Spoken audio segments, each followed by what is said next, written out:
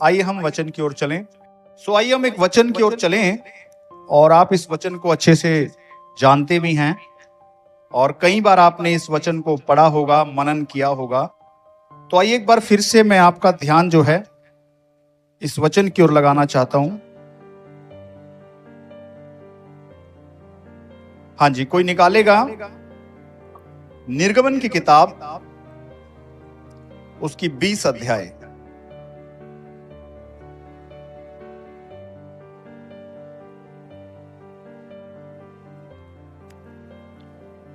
निर्गमन की किताब उसकी 20।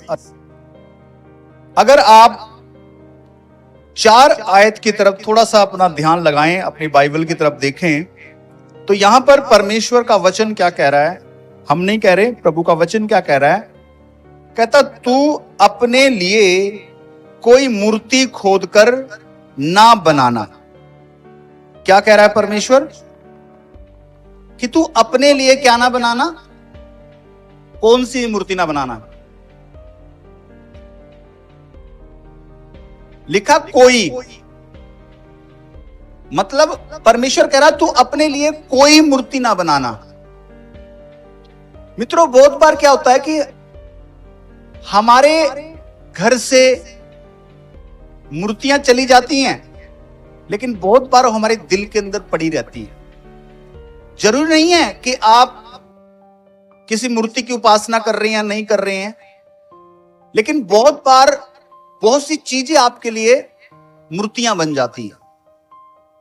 लेकिन परमेश्वर क्या कह रहा है कि तू अपने लिए कोई मूर्ति खोदकर ना बनाना, ना किसी की प्रतिमा बनाना जो आकाश में या पृथ्वी पर, पृथ्वी के जल में है। तू उनको दंडवत ना करना। 5 जो आयत है उस पर ध्यान करें। कहता तू उनको दंडवत ना करना। बहुत से लोग ये बोलते हैं कि आप लोग मूर्ति पूजा को मना करते हैं, लेकिन ये बिल्कुल गलत है। भाई हम मना करने वाले कौन हो सकते हैं, लेकिन बाइबल कह रहा है, धर्म ग्रंथ कह रहा है। हम नहीं बोल रहे, लेकिन कौन बोल रहा है, परमेश्वर का वचन बोल रहा है। भैया अगर कोई आपको बोलता है तो ये आरोप है, क्योंकि जो बाइबल है वो मसीह लोगों का धर्म ग्रंथ है। जैसे अलग अलग लोगों के धर्म ग्रंथ है, तो सब लोग क्या करते हैं, अपने धर्म ग्रंथ से बात करते हैं कि देखो हमारे धर्म ग्रंथ में ये लिखा है, हमारे धर्म ग्रंथ में ये लिखा है। तो हम क्या बता रहे हैं कि जो परमेश्वर का वचन है, जो बाइबल है, उसके अंदर क्या लिखा है कि तू उनको दंडवत ना करना। तो आज एक सवाल है मेरे पास, आप इसके बारे में क्या सोचते हैं, वो आज मैं जानना चाहता हूं और उसके ऊपर हम लोग चर्चा करें। लिखा है कि तू उनको दंडवत ना करना। क्या ये सही है या गलत है? ये सही है, क्योंकि ये परमेश्वर का वचन है। परमेश्वर कह रहा है दंडवत ना करना। दंडवत का मतलब क्या रहता है?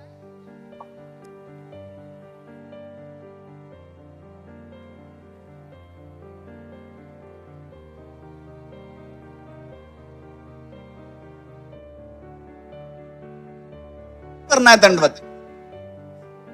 तू मुझे छोड़ किसी को, कह सकते हैं, दंडवत ना करना या ईश्वर ना मानना, क्योंकि इस दुनिया के अंदर एक ही ईश्वर है और सब लोग इस बात को जानते भी हैं, क्योंकि सब बोलते हैं गॉड इज वन, परमेश्वर एक है। सबको पता है कि एक परमेश्वर, इसने पूरे ब्रह्मांड, पूरी सृष्टि को बना दिया।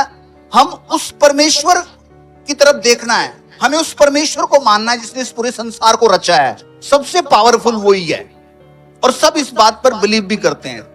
बहुत बार मैं लोगों को सिखाता हूं कि आपको मालूम है, जब आप मर जाओगे, जब आप दुनिया को छोड़ोगे, तो जब आप जाओगे आकाश में, स्वर्ग में मान लीजिए जाओगे, मैं नहीं चाहता नरक में जाए कोई, आप स्वर्ग में जाओगे तो आप किसको देखोगे? वहां पर आप एक ही परमेश्वर को देखोगे, जो है, जो था, जो हमेशा रहेगा।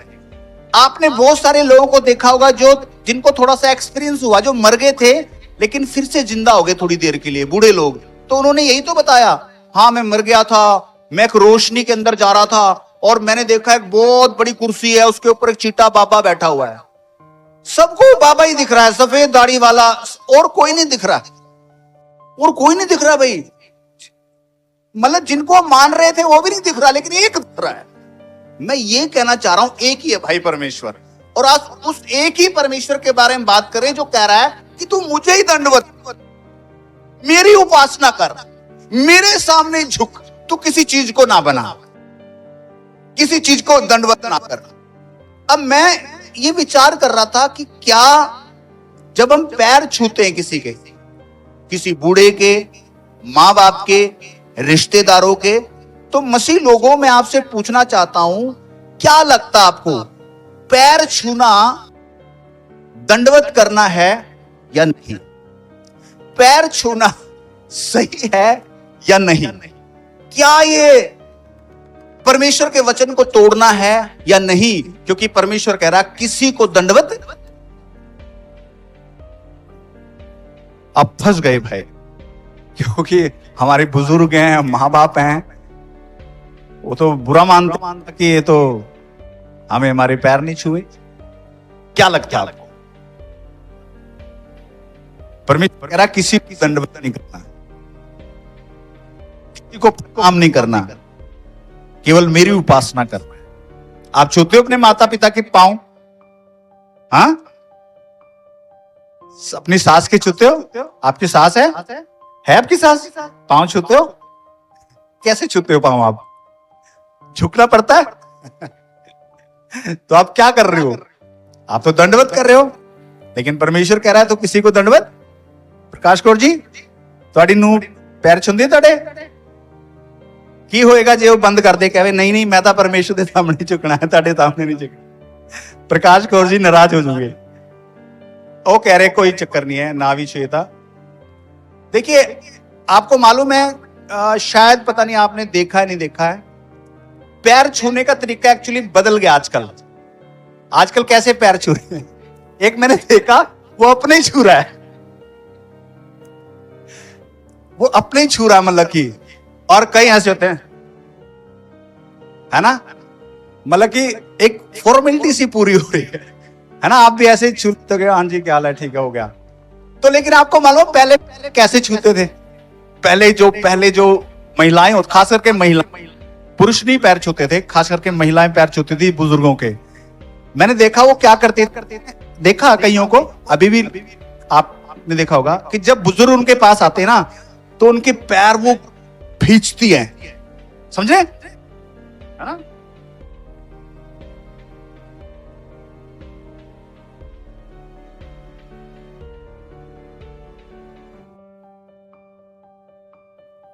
तो अब देखो फर्क है पैर छूने में, दंडवत करने में और सेवा करने में फर्क है।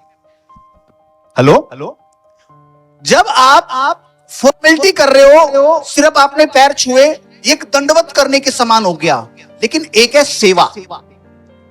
जब वो महिला उस बुजुर्ग के पैर को दबा रही है ना, तो उसको क्या मिल रहा है? आराम मिल रहा है। और जब उसको आराम मिल रहा है तो उसके अंदर से क्या निकलती है? ब्लेसिंग निकलती है, आशीष निकलती है। तो मित्रों आए देखें, बाइबल के अंदर कुछ जगहों पर पैर छुए गए हैं, तो वो क्या उनका मतलब कि उद्देश्य था उस पैर को छूने के मामले में। यूहन्ना की किताब हम निकालें, 13 अध्याय,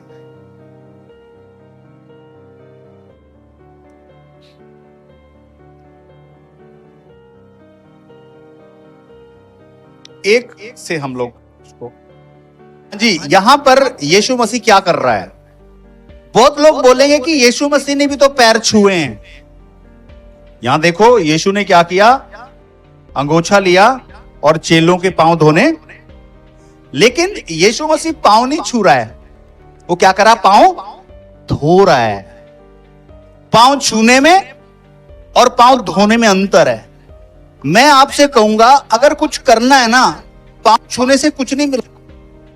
सेवा करो, बुजुर्गों की भी, सास की, ससुर की, जो भी आपके रिश्तेदार हैं, लेकिन आज केवल पैर छू रहे हैं, दंडवत कर रहे हैं, लेकिन सेवा भावना उसके अंदर नहीं है। लेकिन यीशु मसीह क्या कर रहा है? यीशु मसीह वहां पर सेवा कर रहा है। यीशु ने चेलों के पांव को धोकर एक और उदाहरण दिया, नम्र बन जाओ। नम्रता, अगर आप पांव छू रहे हैं लेकिन आपके अंदर नम्रता तो है ही नहीं है, अपने आप को छोटा कर नहीं रहे हो, घमंडी बन रहे हो, तो पांव छूना बिल्कुल बेकार है। समझे मेरी बात को? लेकिन यीशु मसीह ने क्या किया? सेवा की। इसलिए बुजुर्गों, मैं कहना चाहता हूं कि हमें अपने बच्चों को, परिवारों को यह कहना चाहिए कि भाई पांव छूने का जब तक कोई फायदा नहीं है जब तक तुम सेवा नहीं करते। तो यीशु मसीह ने यहां पर जो पांव छुए हैं चेलों के, वो दंडवत नहीं किया उनको, क्योंकि उसने एक सेवा की है, एक उदाहरण दिया कि मैं परमेश्वर होकर मैंने अपने आप को छोटा किया है। इसलिए मित्रों, अगर आप पांव इस भावना से छू रहे हो कि ये मेरे लिए ईश्वर है, ये मेरे लिए बड़ा व्यक्ति है, लेकिन अगर आप इस भावना से छू रहे हो कि आप अपने आप को नम्र कर रहे हो, छोटा कर रहे हो, तो आपकी भावना ठीक है। लेकिन मैं कहूंगा ये केवल फॉर्मेलिटी है, लेकिन सेवा बिल्कुल खत्म हो चुकी है। मैं आपको बताऊं, यहूदी लोग के बारे में थोड़ा सा जानकारी है आप लोगों को? यहूदी, इजराइल यहां भी रहते हैं, इंडिया में भी रहते हैं, शायद हिमाचल में भी एक इनका पूरा गांव में यहूदी लोग हैं। आपको मालूम, यहूदी लोग पांव नहीं छूते अपने बुजुर्गों के, अपने बड़ों के पांव नहीं छूते। वो क्या करते हैं फिर? अपना प्यार तो प्रकट करना है ना कि भाई हम आपसे प्यार करते हैं, आदर करते हैं, तो क्या करते हैं वो? हाँ, चूमते हैं। बाइबल में भी लिखा है कि पवित्र चुंबन से एक दूसरे को नमस्कार करो, मतलब कि वो गाल से गाल मिला के प्यार करते हैं। क्यों? क्योंकि शायद वो एक बात कहना चाहते हैं, यार, कि हम परमेश्वर का दर्जा ना किसी और को नहीं दे सकते, हम प्रभु की महान आज्ञा को नहीं तोड़ सकते, हम किसी को दंडवत नहीं कर सकते, लेकिन किसी से प्रेम कर सकते हैं, किसी का आदर हम जरूर कर सकते हैं, बड़ों का। इसलिए वो सब क्या करते हैं? हग करते हैं। और एक बात और, एक खास बात, उनका मानना यह है कि परमेश्वर केवल एक है। देखिए कैसे परमेश्वर एक व्यक्ति के जीवन में उजियाला लेकर आता है। आपने मुस्लिम लोगों को पांव छूते देखा? क्यों? क्या करते हैं फिर वो? आदर के लिए, एक दूसरे के लिए। वो पांव नहीं छू रहा है, माता पिता का आदर कर रहा है। आप यहूदी और कभी मुस्लिम समाज के बच्चों को देखना, भाई बड़ी रिस्पेक्ट करते हैं माता पिता, बूढ़े हो जाने पर भी उनको तजते नहीं हैं। उनकी मैयत देखा करो जब मैयत जाती है, मतलब कि बहुत ज्यादा रिस्पेक्ट करते हैं भैया। उनको हज के लिए भी भेजते हैं, लाखों रुपया खर्च करके उनको हज के लिए भेजते हैं, लेकिन वो तजते नहीं है अपने बुजुर्गों को भी। तो पांव छूना फॉर्मेलिटी है। वो कहते हैं हमें फॉर्मेलिटी नहीं करनी, हमें दंडवत नहीं करना, लेकिन हमें प्यार करना है और हमें आदर करना है एक दूसरे का। और खास करके इसलिए भी क्योंकि उनका मानना भी यह है कि परमेश्वर कितने? एक है, और हमें उसको दंडवत करना है। अब मुझे बताइए, पैर छूने की प्रथा कहां से आ गई? इसका हिस्ट्री क्या है?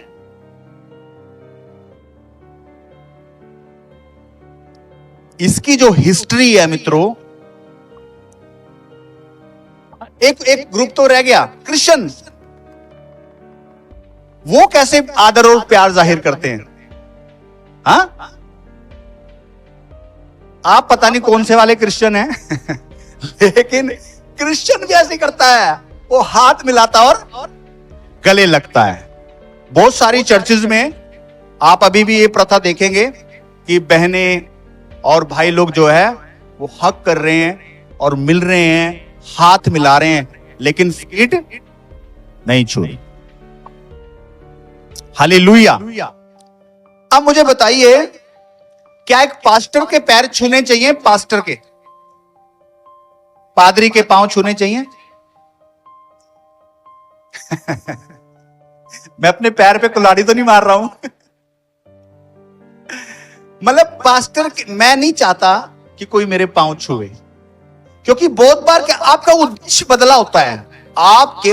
आप इसलिए पांव छू रहे होते हैं कि यार ये प्रभु का बहुत बड़ा दास है, बहुत बार हम क्या करने लग जाते हैं, उस परमेश्वर के दास को ना परमेश्वर के जैसा दर्जा देना शुरू कर, वही गड़बड़ हो गई। क्योंकि बाइबल कह रही तू किसी के सामने दंडवत मत करना, परमेश्वर को छोड़कर, मतलब कि परमेश्वर की जगह मत देना किसी को। तो पांव छूना बहुत बार दिखाता कि हमने इस व्यक्ति को परमेश्वर की जगह दे दी है। तो खास करके जो मैं सेवकों से कहना चाहता हूं, वो लोगों को मना करें, उनको समझाएं, क्योंकि वो उस कल्चर से आ रहे हैं, हमारे लोग हुए जाते हैं। इसलिए उनके कहीं ना कहीं दिल को शांति मिलती है, पांव खुद भी शांति मिलती है। जब हम लोग किसी के पांव छूते हैं ना, तो हमें भी बड़ा अच्छा लगता है कि यार मैंने आदर किया, मैंने पांव छुए।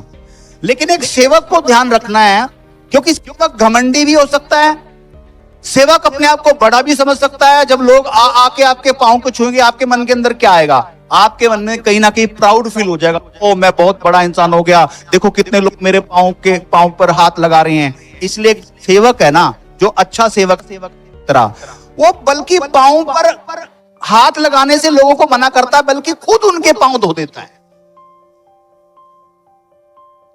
यीशु मसीह जब चेलों के सामने लोग आए थे ना, फूल माला पांव में गिरने के लिए, तो उन्होंने रोक दिया। उन्होंने कहा अरे भाई, हम तो मनुष्य हैं, सुख दुख भोगी। उन्होंने अपने वस्त्रों को फाड़ा, कहते नहीं ये गलत कर दिया तुमने। कहते यीशु को देखो, गिरना है तो उसके पांव के ऊपर गिरो। समझ रहा है मेरी बात को? तो सेवक जो है ना, हमेशा उसको मना करना है। क्यों मना करना है? ताकि उस बिलीवर का ध्यान जो है कहां लगा रहे? अपने उद्धारकर्ता यीशु की तरफ। क्योंकि बहुत बार जो पास्टर हैं, लोगों के लिए व्यक्ति विशेष हो गया। बहुत लोग टिकट कटा के, ट्रेन में बैठ के, बस में, गाड़ी पे पास्टर को ही देखने के लिए जा रहे हैं। अगर उनको नहीं दिखाना पास्टर, तो उनकी आराधना पूरी नहीं मानी जाएगी। वो उसका मतलब है वो किसकी भक्ति कर रहे हैं? बोलो, वो मनुष्य की भक्ति कर रहे हैं। लेकिन एक पास्टर का काम है कि लोगों को परमेश्वर की भक्ति की तरफ लगाना। हाँ, पास्टर का दोहरा आदर कर सकते हैं, वो दोहरे आदर के योग्य है। रमन भाई ने कल बहुत अच्छी बात बोली, थैंक यू रमन भाई, गॉड ब्लेस यू, परमेश्वर आपको बहुत आशीष दे। तो रमन को मैंने कल, हमारे घर में प्रोग्राम था परसों, कल था ना, परसों मैंने भाई को दिन में फोन किया। तो मैंने कहा रमन भाई यार, आपके पास कोई, अगर मुझे ऐसा व्यक्ति चाहिए जो किचन में ना, जो जहां बैठे हैं, वो उनको थोड़ा निगरानी रख सके, क्योंकि वो कई बार गड़बड़ कर देते हैं। तो मैंने रमन को इस टारगेट से फोन किया, क्योंकि ये ऐसी लाइन में रहा है, होटल्स लाइन में रहा है, इसको पता है मुझे ये कुछ इंतजाम करेगा। तो रमन ने मुझे एक बात बोली, देखो पैर के हाथ लगाना और एक प्रैक्टिकल में क्या अंतर होता है। रमन ने बोला कि पासी, मुझे आपकी बात अच्छी नहीं लगी। आपने ऐसा क्यों कहा कि मुझे कोई बंदा दे दो? आपको मुझे बोलना चाहिए, कमांड करना चाहिए आपको मुझे। आप नहीं मानते कि मैं आपका परिवार, आपके बच्चे की तरह हूं, तो आपको बोलना चाहिए रमन, आपको यार किचन संभालना है, ऐसा बोलना चाहिए। तो मैंने कहा यार, ये तो आपने बड़ी बड़प्पन वाली बात कर दी है। मेरा दिल भर गया, बस आंसू आने बाकी रह गए थे। तो लेकिन मुझे बड़ा, मतलब एक गुड फील हुआ कि ये चीज है, रिस्पेक्ट अलग है, फॉर्मेलिटी और पांव छूना अलग है। इसलिए मैं कहूंगा महिलाओं को भी, पुरुषों को भी, रिस्पेक्ट करो, नम्र बनो, कर पैर के हाथ ना लगाओ, सास के पैर बिछो। ठीक है? कहाँ है बहू आपकी, सुन लेती हो भी? वो रिस्पेक्ट है, वो सेवा है, वो नम्र करना। जब सास सो जाती है तो जाओ चुपचाप उसके कमरे में और उसके पैर पकड़ लो। सरिता बोल रही है गला नहीं, वो कह रही है अंधेरे में गलत फहमी के शिकार नहीं होना, तो लाइट जलानी है, देखना पांव कहां पर है ना? तो पांव पकड़ो और उसके पांव भींचो, आपकी सास रो पड़ेगी। मीरा, आपके बहू आपके, जब आप सोते होते हो, अचानक आके आपके पांव भींचती है क्या? देखो यार, मतलब किसी ने ऐसा एक्सपीरियंस भी नहीं किया। आपकी सास रो पड़ेगी, सच में कह रहा हूं। और आप उस दिन से उसके लिए बहू नहीं रहेंगी, आप बेटी बन जाए। ताली बजा दो ऐसी बहुओं के लिए जो ऐसा फील करा रही है। तो मंजीत की तो दो हैं, एक लात एक पकड़ ले, एक पकड़ ले, और बढ़िया उसको रिलैक्स करा दो। कभी कभी है ना, जैसा अफसर जब कुछ लेन देन करना हो तब बीज दो, और जब हालेलुया। तो आए एक वचन और पढ़ेंगे हम इसी पांव के बारे में, कहां पर पांव छुए गए। लूका की किताब, इसके बाद हम समाप्ति की तरफ जाएंगे। लूका की किताब उसकी 7 अध्याय, 7:36 से हम लोग इसको 36 से पढ़ेंगे। सुनो मेरी बात को। आपको मालूम है एक कम्युनिटी को मैं भूल गया, सिख कम्युनिटी। सिख कम्युनिटी का भी मानना है कि एक ओंकार सतनाम कर्ता पूरक निर्भय निर्भो, वो भी कह रहे हैं कि एक नाम है भाई। वो बोलते हैं वाहे गुरु। वाहे गुरु जी सुना आपने कभी? वाहे गुरु जी बोलते हैं, वाहे गुरु जी क्या हाल है, वाहे गुरु जी सेवा। एक ईश्वर, इसलिए उनकी प्रथा थोड़ी सी चेंज, वो भी गले मिलते हैं, वो भी ईश्वर की तरफ कोशिश करते हैं कि हमें निहारना है, और वो सेवा करते हैं भाई। आपने भी बुजुर्गों की सेवा करने में नंबर 1, बहुत, वो छोड़ते नहीं है। मतलब कि बुजुर्ग बिस्तर पर आ गया ना, वो वहां भी उसके पास आपको आप नजर आएंगे। सेवा, फॉर्मेलिटी नहीं। तो यहां पर भी क्या हुआ कि एक स्त्री यीशु मसीह के पास आई है, और वो क्या कर रही है? यीशु के पांव छू रही है। लेकिन एक्चुअली छू नहीं रही है, वो क्या कर रही है? पश्चाताप कर रही है, रो रही है, आंसू से पोंछ रही है। उसका फॉर्मेलिटी नहीं कर रही है वहां पर, वो यीशु के सामने पश्चाताप कर रही है कि मैं पापी हूं, मैं व्यभिचारिणी हूं, रो रही है। तो आपका पैर छूने का उद्देश्य क्या है? What is purpose? वो सही होना बहुत ज्यादा जरूरी है। अगर फॉर्मेलिटी कर रहे हैं मत करो, सेवा नहीं कर रहे हैं पांव छू रहे मत करो, लेकिन सेवा करो, नम्र बनो। तो यीशु के द्वारा पांव धोए गए, वो नम्र करने के लिए दिखाया कि अपने आप को छोटा किया उसने, और इस औरत के द्वारा पांव धोए गए, इसने वहां पर पश्चाताप किया। हालेलुया। तो याद रखें कि बाइबल दिखावे को मना करती है कि तू दिखावे के लिए कुछ, अगर आप दिखावा कर रहे हो तो वो मूर्ति पूजा बन गया, वो दंडवत हो गया। इसलिए प्रेम करें, आदर करें, नम्र बन। बाकी मैं आप विवेक पर छोड़ता हूं, आप क्या सोचते हो? बाइबल पढ़ें और मुझे भी बताएं, चर्चा करें कि आपने इस चीज से क्या सीखा, और परमेश्वर की ओर देखकर चलते रहें। आइए प्रार्थना करेंगे। आंखों को बंद करें, अपनी जगहों पर खड़े हो जाएं, हम प्रार्थना की ओर चले।